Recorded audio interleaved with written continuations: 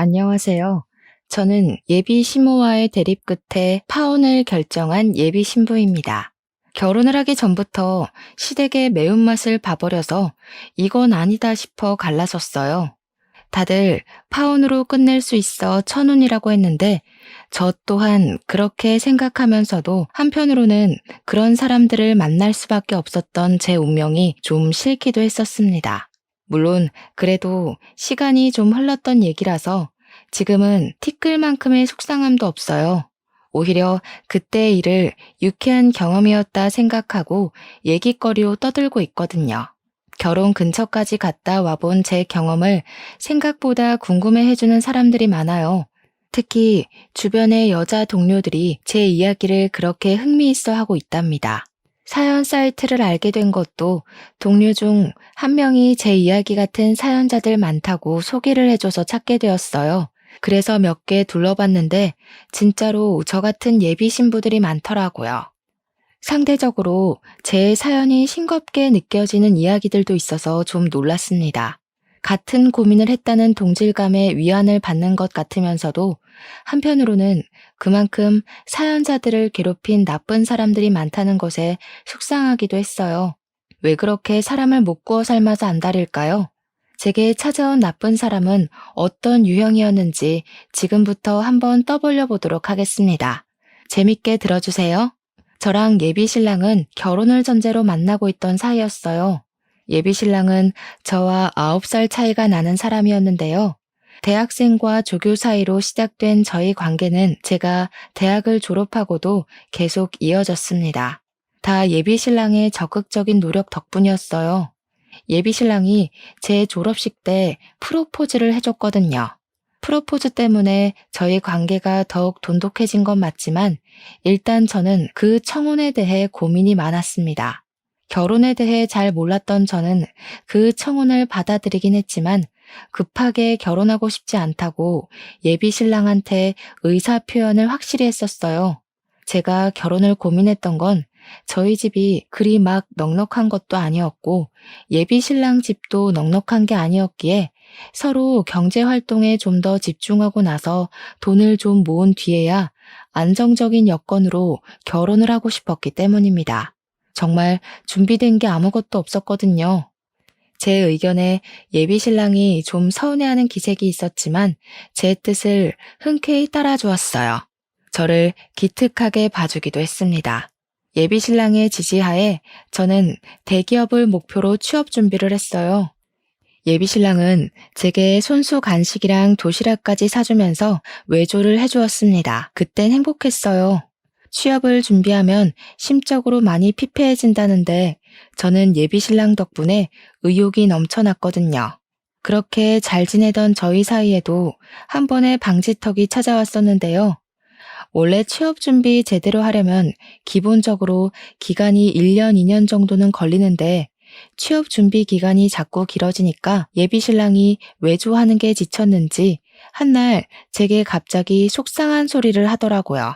설마 나랑 결혼하기 싫어서 일부러 미루는 건 아니지? 이번까지 넘어가면 벌써 3년째야. 계속 이렇게 시간만 보내다가 나 40살 되겠어. 결혼은 30대에 하고 싶단 말이야. 우리 아빠가 결혼 엄청 기다리기도 하고, 만약 나랑 결혼하기 싫은 거라면 그냥 솔직하게 말해줘. 뭐? 무슨 그런 말을 해. 나도 얼른 취업해서 빨리 돈 벌고 싶어.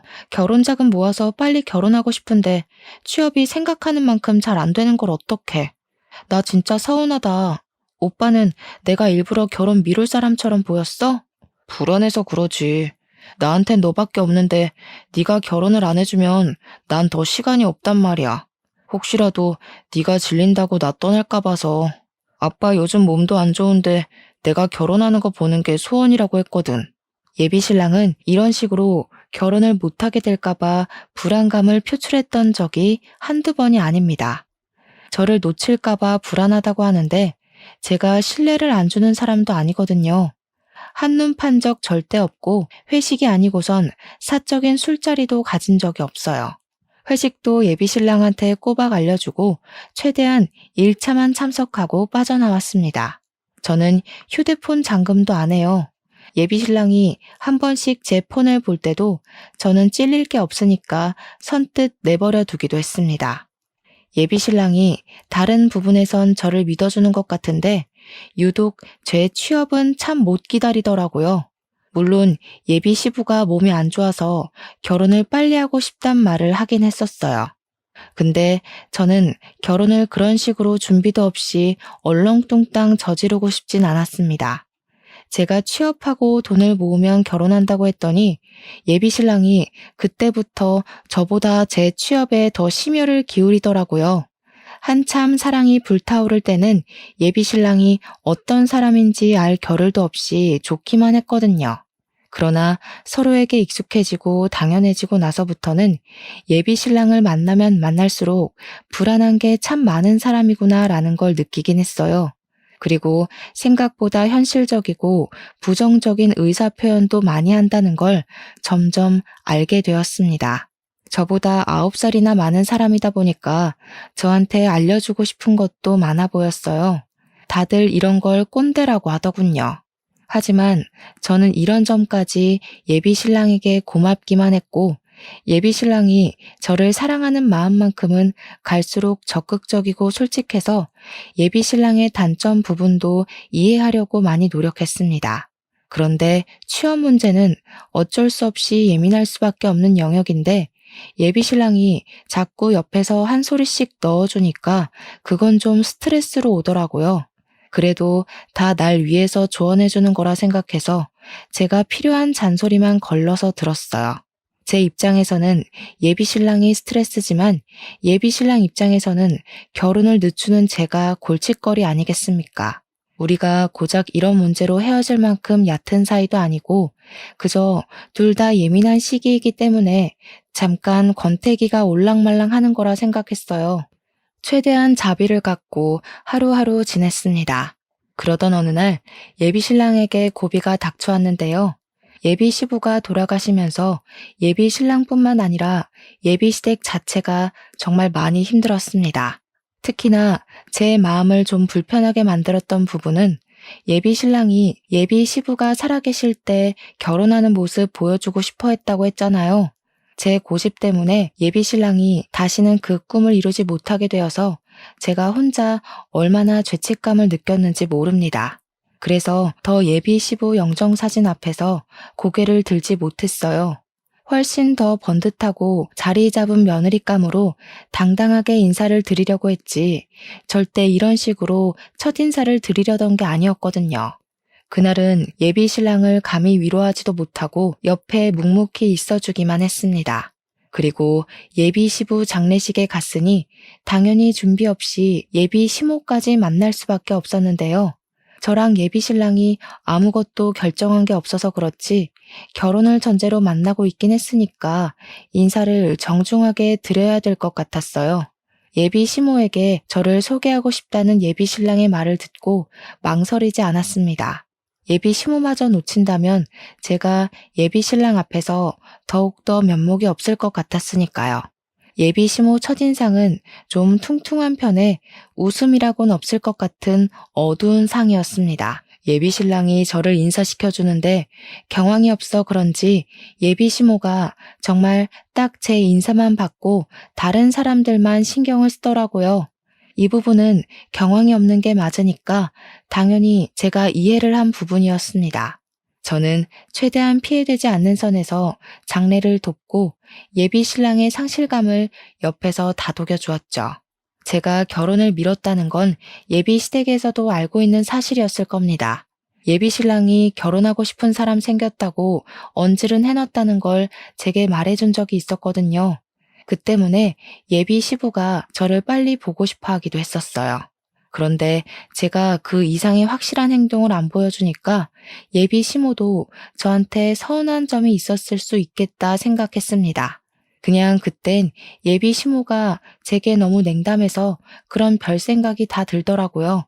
시집도 안 갔는데 벌써 시집살이를 당하는 기분이었달까? 안 좋게 시작해서 좋을 것 없을 테니 빈소에 있는 동안만이라도 저는 나름 잘 보이고자 노력을 했습니다. 그리고 저와 예비 신랑의 관계가 서서히 변하기 시작했던 건 그날 이후부터였어요. 예비 시부가 돌아가시고 홀로 있는 예비 시모가 걱정됐던 예비 신랑이 저와의 약속을 점차 줄이려는 게 눈에 보이더라고요. 물론 항상 저한테 양해는 구했습니다.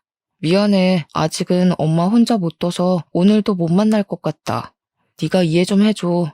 형제도 나 하나밖에 없어서 내가 엄마 돌봐야 돼. 예비 시모가 예비 시부를 잃은 충격이 너무 커서 집에 혼자 있는 게 싫다고 얘기를 했었대요. 혼자 있으면 하루 종일 밥도 안 먹고 울기만 한다네요. 그 때문에 예비 시모가 걱정되었던 예비 신랑은 원래 자취를 하고 있었는데 짐을 싸들고 예비 시댁에서 지내기까지 했습니다. 저 같아도 엄마가 아빠를 잃고 홀로 슬퍼만 하고 있다면 다른 사적인 약속 못 잡을 것 같긴 했어요. 자식 마음이 다 그런 거 아니겠습니까? 그래서 부모를 걱정하는 예비 신랑의 마음도 충분히 공감되었어요. 그런데 그렇다고 예비 신랑과 아예 만남을 끊은 건 아니라고 봤습니다. 제가 취업 준비를 해야 해서 원래도 잘 못 만나고 있던 중이었거든요. 그런 상황에서 더 못 만나게 되니까 아예 안 보는 것과 같더라고요. 우리가 결혼할 사이가 맞나? 싶기도 했어요. 오히려 예비 신랑이 곁에서 완전히 사라진 것 같으니까 취업 준비도 더 안 되었어요. 자꾸만 저도 모르게 딴 생각을 하고 있더라고요. 당연히 좋아하는 사람이니까 걱정이 되잖아요. 근데 예비 신랑의 상황이 상황인지라 계속 만남을 고집할 수도 없고 조를 수는 더더욱 없어서 한없이 이해만 해주었는데요. 한 번씩 연락을 하면 예비 신랑은 늘 같은 말만 했어요. 예비 시모 얘기를 꺼내면서 출퇴근 말고는 시간을 내기가 곤란하다고 말이죠. 못 만나는 것도 걱정이었지만 더 신경 쓰였던 건 예비 신랑도 많이 우울하고 힘들어 보였다는 겁니다. 예비 시모야 당연히 반평생 함께한 배우자를 보냈으니 힘들겠죠. 근데 그건 자식도 마찬가지잖아요. 예비 신랑이 예비 시모만 보필하느라 정작 자기 슬픔은 감추고만 있는 것 같아서 안쓰러웠습니다. 그런데도 제가 할 수 있는 건 전화나 메신저로 위로하는 것밖엔 없었어요. 결혼할 사람이고 인연으로 묶일 집안이기는 하지만 냉정하게 말하자면 아직은 저랑 상관없는 집이기 때문에 저는 제 할 일이 우선이긴 했습니다. 그래서 예비 신랑에게 만나자는 말은 더더욱 안 하게 되었어요. 저희는 그렇게 2개월 정도 강제로 못 만났습니다. 예비 시부 돌아가시고 나서는 제가 항상 먼저 예비 신랑에게 연락을 했었는데 어느 날 웬일로 오래간만에 예비 신랑한테서 먼저 전화가 온 적이 있었어요. 당시에는 예비 신랑의 의도를 전혀 몰랐는데 지금 생각해보니 이때야말로 제가 사연을 쓰기 시작한 이유의 근원이기도 한 부분이네요. 요즘 통 연락이 없네. 나도 엄마가 더 안 좋아져서 연락 따로 못했어. 우리 얼굴 못 본 지도 오래됐다. 이러다가 결혼 못하게 될까봐 갑자기 걱정이야. 취업 준비는 잘 돼가? 집중하려고 노력 중이야. 어머님 더 안 좋아지셔서 어떡해? 오빠 혼자 보필하는 것도 많이 힘들겠다. 오빠 쉬지도 못하지? 일할 때는 또 어머님 혼자 두고 나가야 되니까 얼마나 불안하겠어. 도움이 못 돼줘서 미안해. 웬만하면 괜찮다고 말해주고 싶은데 진짜 힘들어서 차마 그 말은 못하겠다. 그보다 우리 결혼이 더 걱정이지 않니? 이대로면 그냥 자연스럽게 헤어질 것 같아서 내가 좀 생각을 해봤거든. 내가 따로 시간 내서 밖에는 못 나가니까 네가 우리 집에 오는 게 어때? 엄마는 방에서 꿈쩍 안 해서 불편한 건 없을 거야. 처음 예비 신랑의 제안을 들었을 땐 당황스러웠습니다. 예비 시모한테 인사를 정식으로 올리지도 못했고 장례식장 때 나타나는 바람에 도리어 이미지만 안 좋게 찍힌 것 같은데 예비 시댁으로 오라니요. 다른 것보다 예비 시모의 존재가 마음에 걸려서 선뜻 예비 신랑 말에 대답을 못했습니다.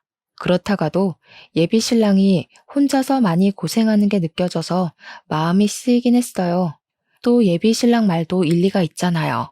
제가 가주지 않는 이상 결혼은커녕 이대로 헤어질 게 뻔해 보였는데 그때는 작별이란 거 염두에 두지 않았을 때거든요. 그래서 결국 제가 예비 시댁으로 가는 걸 수긍했던 겁니다. 그때부터 저랑 예비 신랑은 일주일에 한 번씩 예비 시댁에서 만남을 가졌습니다. 예비 시모는 여전히 상실감 때문에 상태가 많이 안 좋은 상황이었어요.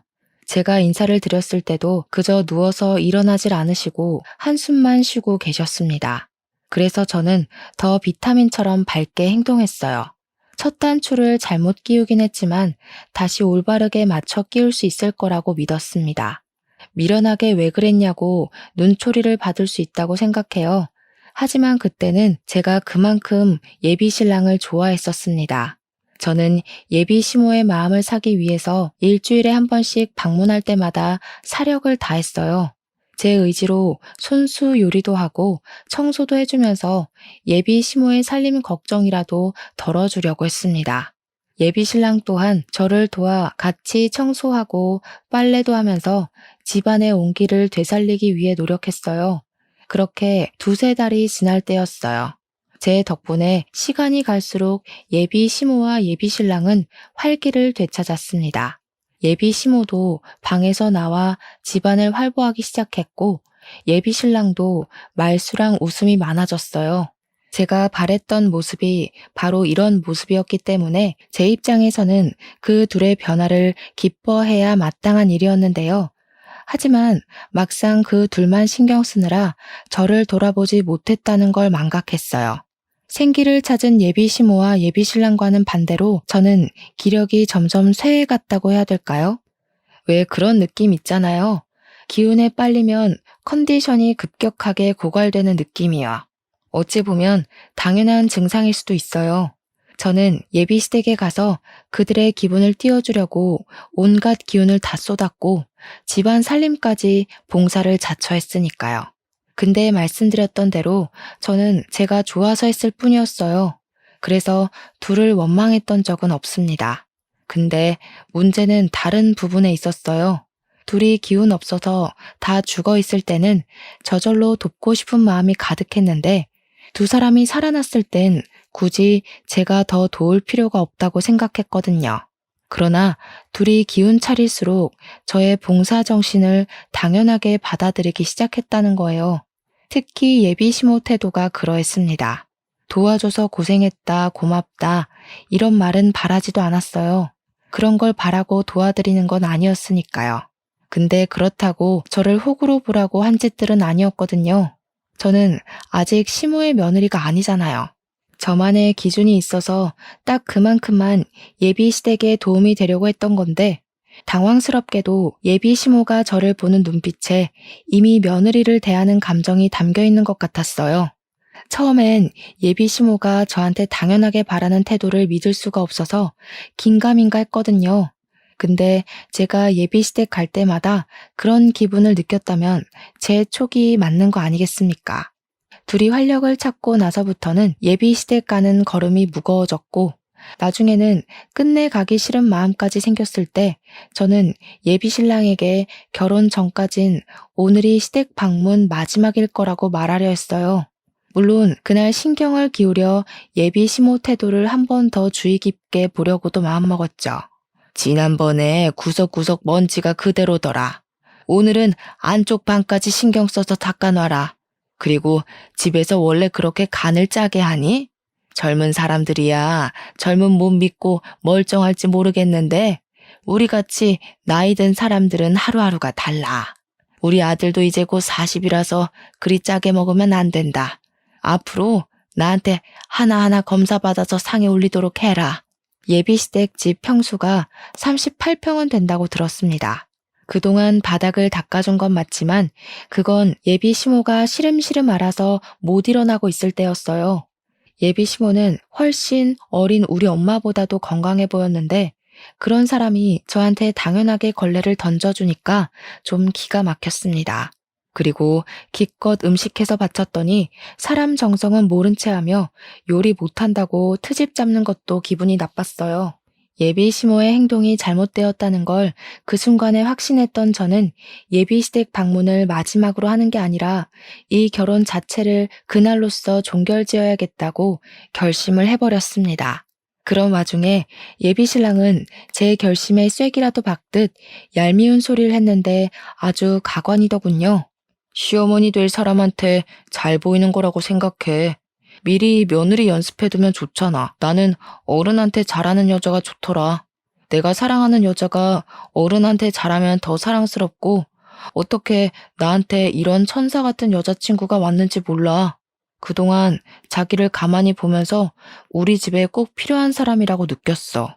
예비 신랑이 저더러 자기 엄마한테 잘하라고 살살 구슬리는데 제가 예민한 상황에서 그런 소리를 들으니까 이 사람의 의도가 확대 해석이 되더라고요.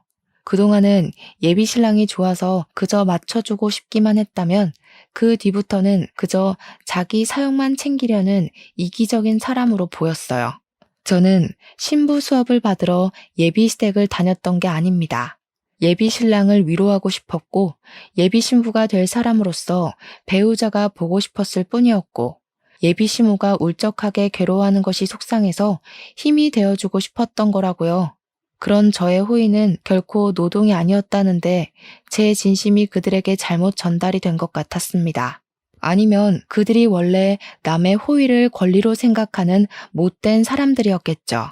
어쨌든 제 입장에선 이런 관계는 건강하지 못하다고 봤어요. 분명히 말하지만 저는 도움 준 사람에게 호구라고 욕하면 안 된다고 봅니다. 명백히 잘못한 건 남의 호의를 쉽게 보는 상대방의 저급한 마인드인 거예요. 그래서 저는 호의 하나 구분 못하고 사람을 막 대하는 인간들과는 인연을 만들지 않기로 마음먹은 겁니다. 저는 예비 시모에게 받은 걸레를 바닥에 툭 던졌습니다. 그리고 손을 씻고 나와서 겉옷을 챙겼어요. 그리곤 제 행동을 알 수 없는 눈으로 보고 있는 예비 시모에게 똑똑히 말씀드렸어요. 어머니, 저 이 집 며느리로 들어온 거 아니고 오빠 여자친구로 놀러 온 거예요. 그동안 어머니랑 오빠가 기운 없어 보여서 베풀어 준 거지 이 집에 잡일하러 들락거린 거 아닙니다. 집안일 원래 다 어머니 일이잖아요. 보니까 두 손 두 발 멀쩡하시고 남일 간섭하는 것 보니 정신 상태도 멀쩡하신 것 같은데 제 일 아닌 걸 제가 계속할 순 없죠. 뭐야? 제 말하는 것 좀 봐라. 뭐가 어쩌고 어째? 어차피 우리 아들이랑 결혼할 거라면서 시엠이 될 사람한테 벌써부터 대들기나 하고 나중에 할 일 지금 연습하는 건데 이런 것도 못 견뎌서 어디 우리 아들 모실 그릇이나 되겠니? 모셔요? 저는 오빠랑 결혼을 하려고 한 거지 종살이 하려고 만난 거 아닌데요. 오빠는 아내가 아니라 집사가 필요한 거였어요? 그렇다면 더 이 결혼 안 해야겠네요. 이렇게 개고생해서 연습해봤자 뭘 얻는데요. 어머님이랑 저 남자요? 노동에 대한 대가가 겨우 그 정도라면 제가 이런 무모한 짓을 할 필요가 없죠. 그냥 결혼 포기할게요. 저 건방진 애를 봤나? 지질이 일도 못하는 거 몇 날 며칠을 받아주면서 넘어갔더니 뭐라고? 취직도 못하는 백수 주제에 뭘 믿고 목소리를 높여? 너 같은 게 우리 아들처럼 수준 높은 남자를 만날 수 있을 것 같아?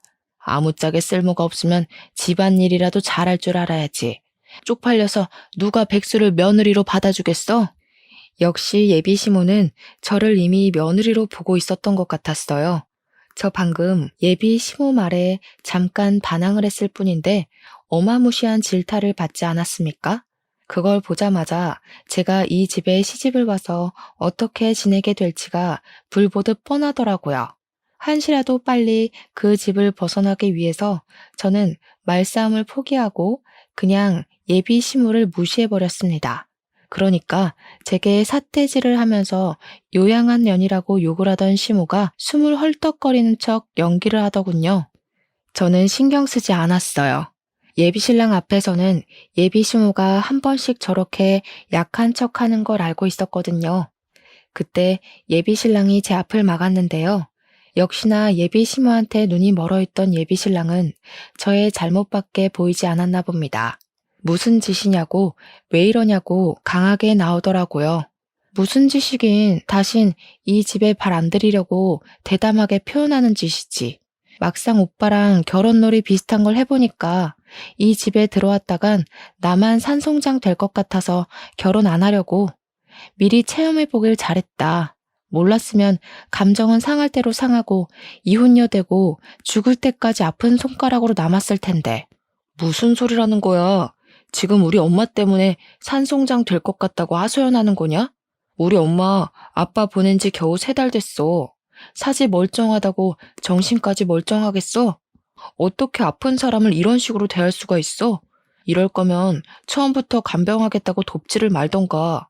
오빠도 알고 있네. 난 이 집에 당연한 사람이 아니라 그저 도움을 준 사람이라는 거.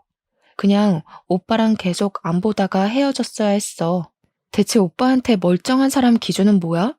대체 어떻게 정신이 나가면 며느리도 아니고 아무런 상관도 없는 나한테 뻔뻔스럽게 노동을 강요해? 오빠는 내가 오빠 엄마 손에 하인처럼 굴려지길 바랬어? 결혼을 하려면 나도 좋고 오빠도 좋아야지. 이건 오빠만 좋은 짓이잖아. 취업 준비로도 안 생기던 다크서클이 예비 시댁을 들락거리면서 생겼다고 예비 신랑한테 얼굴을 들이밀며 보여줬더니 예비 신랑이 당황해서 한 발자국 물러나더군요. 그런 예비 신랑에게 결혼은 없던 일로 하자고 말한 뒤에 집을 나왔습니다. 예비 신랑이 그 어떤 대답을 하지도 않고 그날 하루 연락도 없었지만 저는 당연히 작별을 한 거라고 생각했어요. 그런데 한 이틀 뒤에 예비 신랑한테 전화가 오기 시작하더라고요. 안 받았습니다. 문자 오는 것만 봤는데 저한테 눈 부릅뜨고 예비 시모 편들 때는 언제고 절절 매달리며 제발 만나자고 난리가 났더군요. 황당하게도 전화는 예비 시모한테서도 왔습니다. 예비 신랑이면 몰라 제가 예비 시모 연락을 받아야 되는 이유가 뭐 있겠습니까? 며느리도 아니고 며느리 될 사람도 아니고 파혼을 한 이상 남일 뿐인걸요. 그래서 예비 시모 연락처는 아예 수신 차단해버렸어요. 그러니 웃기게도 예비 신랑이 제 자취방을 찾아왔더라고요. 오밤중에 급히 문을 두드리길래 뭔가 싶어 문을 열었더니 예비 신랑이 울먹거리고 있었습니다. 그러면서 다급하게 하는 말에 좀 당황했어요. 엄마가 약을 드셨어. 너 때문에 혈압까지 높아졌다고. 네가 그날 그렇게 나가서 엄마가 얼마나 열이 올랐는지 알아? 너만 아니었어도 엄마가 쓰러지는 일은 없었어. 당장 우리 엄마 책임져. 제가 뭘 했다고요? 며느리도 아닌 제가 그 집안일 내팽개치고서 박차고 나왔다고 뒷골이 당겨 넘어가더니 이걸 놀라 자빠져줘야 하나 모르겠더라고요. 일단은 예비 신랑을 마주하니까 표정이 곱게 만들어지지 않은 건 사실이에요. 제가 무감하게 서 있기만 하자 예비 신랑은 제 멱살까지 잡고서 흔들었습니다. 예비 시모는 예비 신랑이 출근한 사이 약을 먹은 듯했고 예비 신랑이 퇴근하고 와서 쓰러져 있는 예비 시모를 발견했다고 했어요. 나 때문에 병원에 실려간 거니까 당장 같이 가자는 예비 신랑의 말을 무시하고 경찰에 신고하려 했지만 예비 신랑이 너무 울어서 2차 사고까지 발생할 것 같더라고요. 그래서 저는 할 수 없이 병원을 같이 갔고 병실에 누워 안정 취하고 있는 예비 시모를 보았습니다. 예비 시모는 저를 보자마자 이놈 하면서 못 가누는 몸을 움직여 잡히는 대로 던지기 시작했어요. 그러니 같이 병실 쓰는 주위 사람들이 저를 정말 썩을 년인 줄 알고 쳐다보더라고요. 그새 뭐라고 짓거려 놓았나 보죠. 여기가 어디라고 찾아와? 너 같은 건 우리 집 며느리로 절대 인정 못한다. 며느리 노릇도 못 견딜 거면 뭐하러 내 아들이랑 붙어먹어? 싹수 없게 어른 앞에다 걸레나 툭툭 던지고. 너 같은 며느리 때문에 나라가 망하는 거야. 돈도 안 벌면서 우리 아들 등골 빼먹을 궁리만 했지? 내 착한 아들이 아무것도 모르고 이것저것 다 해주니까 만만했냐? 꼴도 보기 싫으니까 꺼져.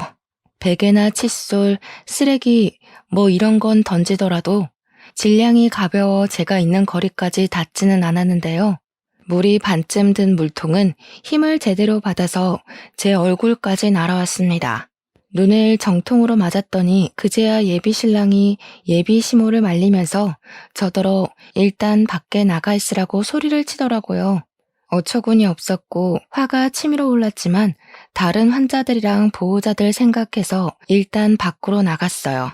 눈 주위가 따끔거려 휴대폰으로 확인했더니 피부가 살짝 찢어진 걸 발견할 수 있었습니다. 짜증이 솟구쳤던 저는 속으로 삭히기만 하면서 간호사가 있는 카운터로 찾아갔어요. 몇 호실 보호자라는 걸 밝히고 따로 부탁을 해 가볍게 치료를 받았습니다. 그때 저를 치료해준 간호사가 무슨 일 있는 거냐고 묻더라고요. 이미 간호사들도 난동의 주인공이 예비 시모라는 걸 알고 있었는데 그 내막까지는 차마 몰라서 궁금해하고 있었습니다. 저는 숨길 거 없다고 생각했어요.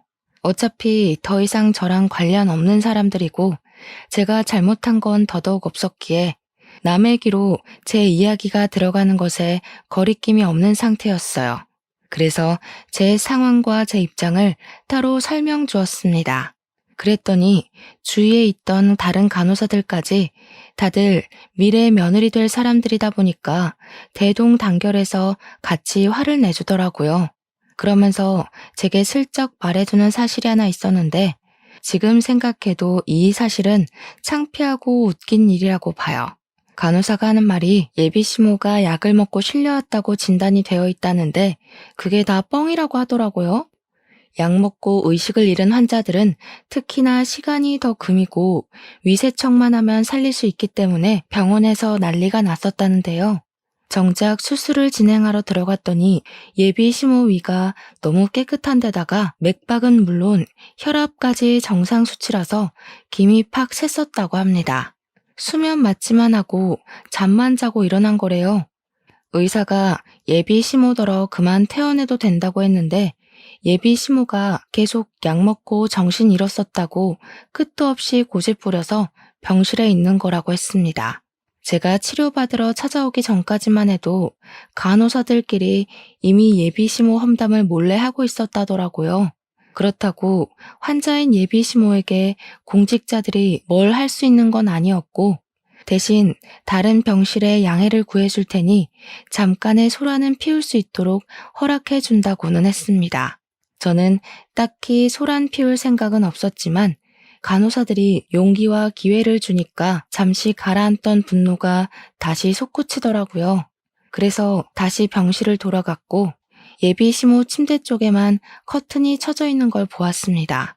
아까까지만 해도 제게 욕을 할 것처럼 쳐다보던 주위 환자와 보호자들의 눈빛이 좀 달랐는데요. 일단은 저를 향한 태도가 유순해졌다는 것이 느껴졌어요. 그 이유는 제가 커튼 가까이 다가가고 나서 눈치챌 수 있었습니다. 커튼 안에서 예비 시모와 예비 신랑이 수상하게 속닥거리는 대화가 들리더라고요. 엄마, 자꾸 이러면 젊은 애 못 들여와. 내 나이 곧 40이야. 그나마 9살 차이인 제가 제일 젊은 며느리일 거라고. 무슨 말인지 모르겠어? 나중에 엄마 늙으면 며느리도 같이 늙을 건데 골골대는 며느리가 엄마 보필이나 제대로 할 것 같아?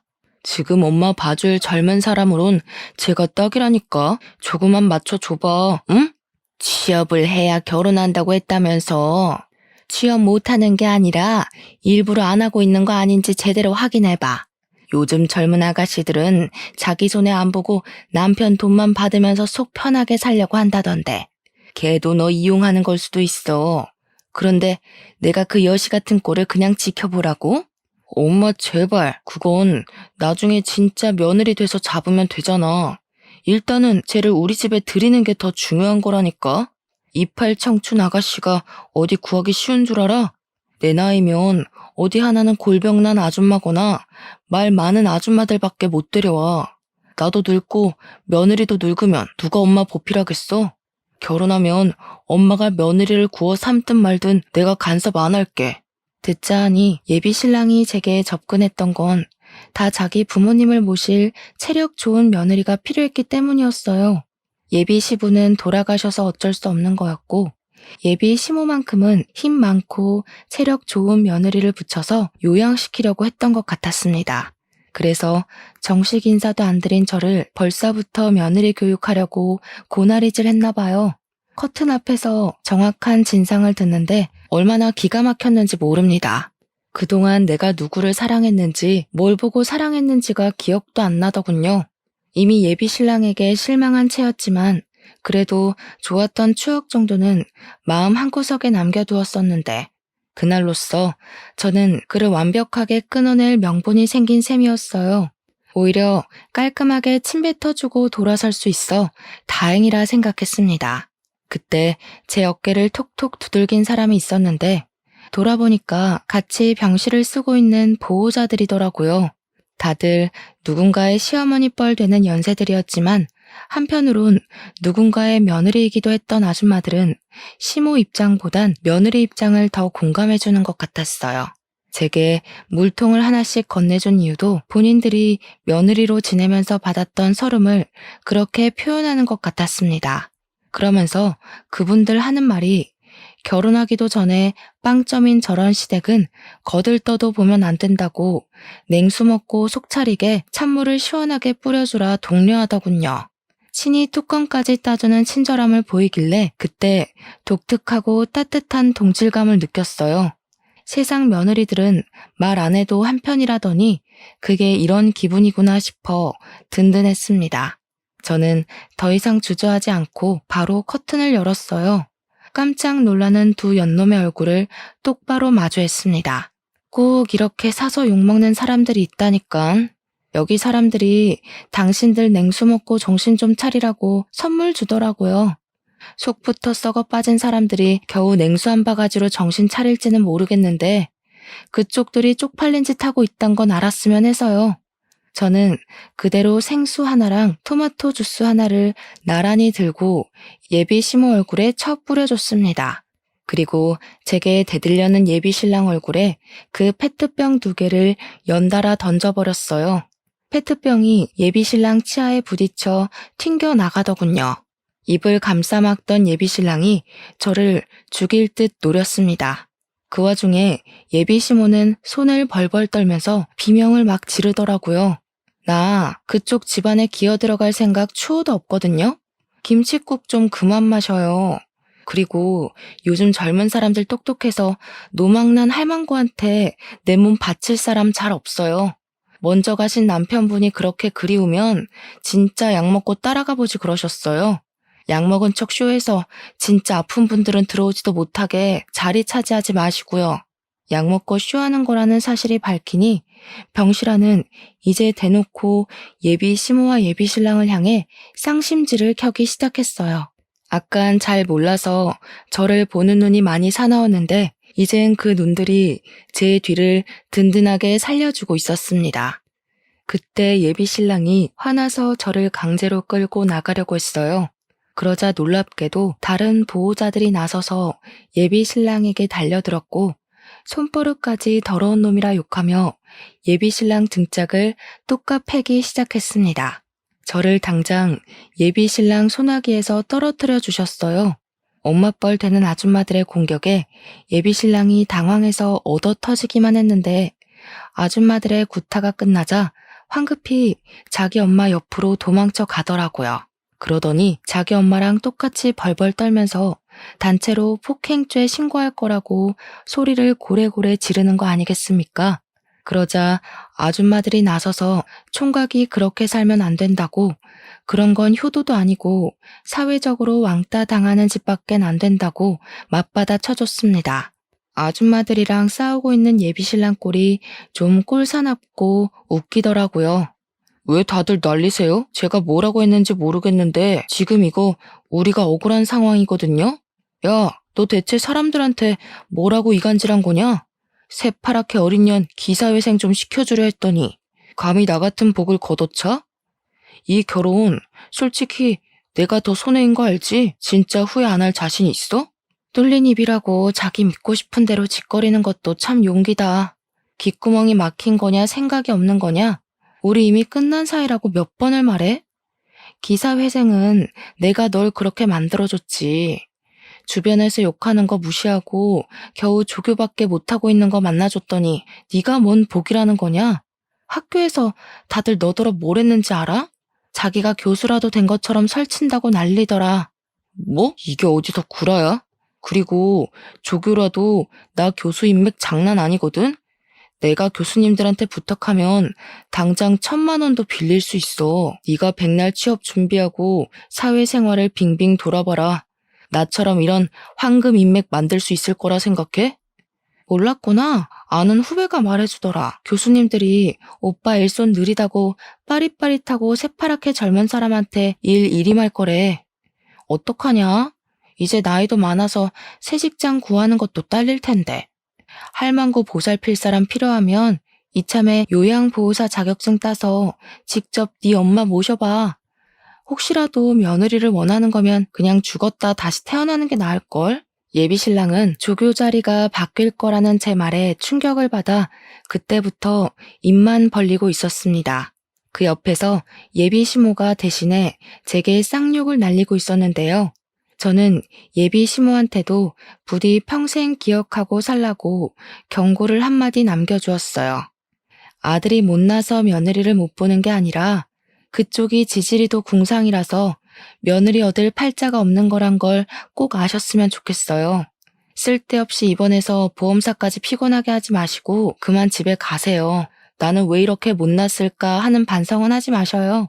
계속 성깔 더러우셔야 다른 아가씨들이 이 집에 시집 안 오죠. 예비 시모가 제 막말에 충격을 먹어 말을 버벅거렸는데 결국은 욕밖에 못하길래 그 욕에 보답하고자 옆에 있는 예비 신랑의 머리통을 대신 후려쳐줬습니다. 그러니 예비 시모가 욕을 뚝 그치더라고요. 그리곤 저는 그간 갖고 있던 모든 추억을 그 자리에 버리고 나왔어요. 예비 신랑이 뒤늦게라도 저를 쫓아나올 수 없었던 건 보호자분들이 붙잡아준 덕분이었습니다. 그대로 병원을 벗어난 저는 그 뒤로 자취방을 서둘러 내놓았고 친정집으로 가 지방에서 취업 준비를 시작했어요. 휴대폰 번호까지 바꿔버렸더니 정말 예비 신랑과는 더더욱 마주치는 일이 안 생기더라고요. 그렇게 5년이 지났어요. 지금까지도 저는 예비 신랑과 예비 시모를 코빼기도 본 적이 없습니다.